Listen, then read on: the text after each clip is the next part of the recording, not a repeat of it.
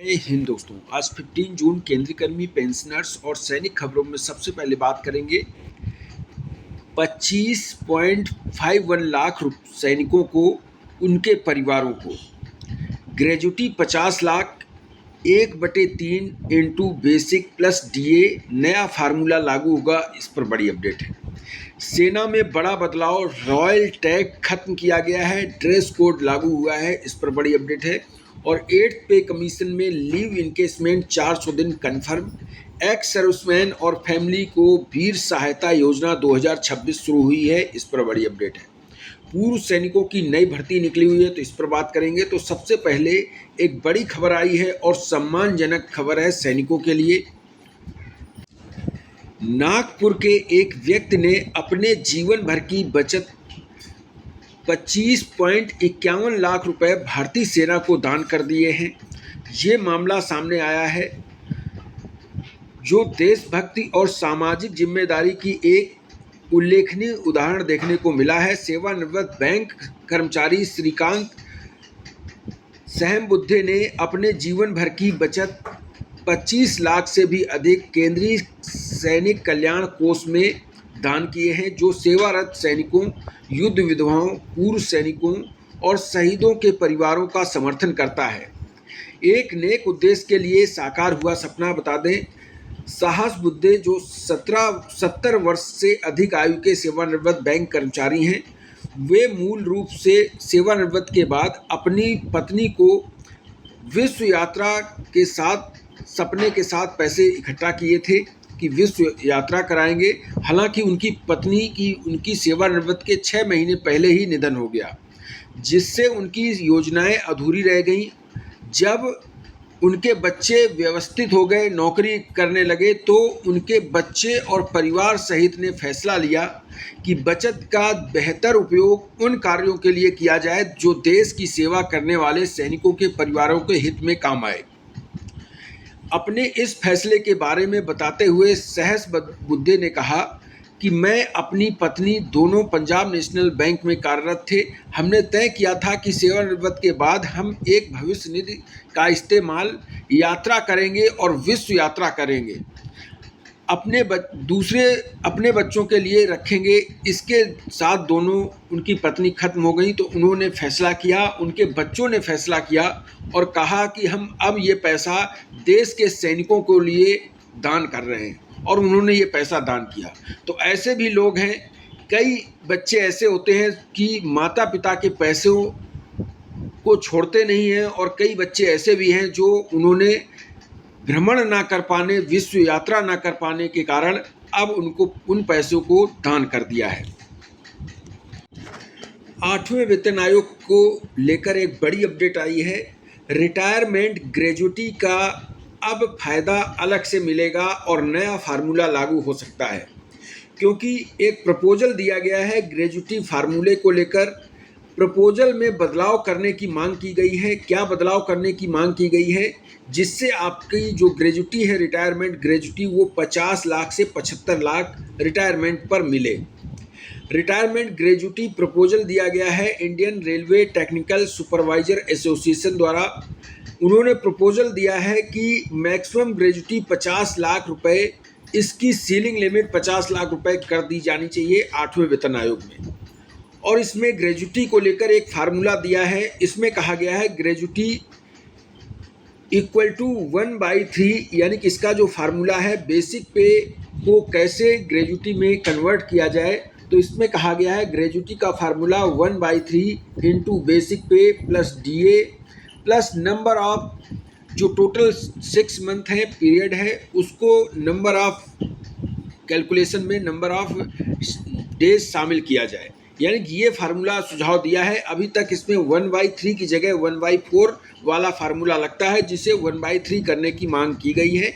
Retirement gratuity का जो formula है 1/3 करने की बेसिक पे प्लस डीए में करने की मांग की गई है। इसमें कहा गया है कि 33 साल या 32 साल के हिसाब से ग्रेजुटी 75 लाख होनी चाहिए और इससे कम जो सर्विस करते हैं उनकी ग्रेजुटी मिनिमम 50 लाख होनी ही चाहिए। तो ये ग्रेजुटी की मांग की है। साथ में डेथ ग्रेजुटी का भी प्रपोजल दिया है और इसमें मिनिमम डेथ ग्रेजुटी जो है 50 लाख होनी चाहिए। ग्रेजुटी NCJCM ने भी इसकी मांग की है और उसमें मांग की है जो ग्रेजुटी है वो लिमिट 75 लाख रुपए होनी चाहिए। तो ये दो संगठनों ने ग्रेजुटी को लेकर 8वें वेतन आयोग में मांग की है।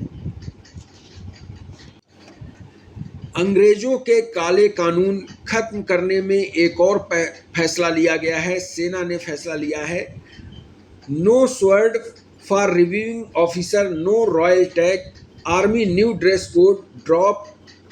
आर्मी का नया जो है ड्रेस कोड लागू किया गया है जिसमें नए बदलाव किए गए हैं। ड्रेस कोड के लिए मैंने एक नया वीडियो बनाया है कि कौन कौन सी ड्रेस अब सैनिकों को पहननी होंगी, कौन कौन सी ड्रेस लागू होंगी। पहले जो ड्रेस थी उनमें परिवर्तन किया गया है और नई ड्रेसें बढ़ाई गई हैं। वो वीडियो आप लिंक उसका डिस्क्रिप्शन में दे दूंगा, ज़रूर देख लें क्योंकि आपके लिए बहुत ही ज़रूरी है अगर आप सैनिक हैं।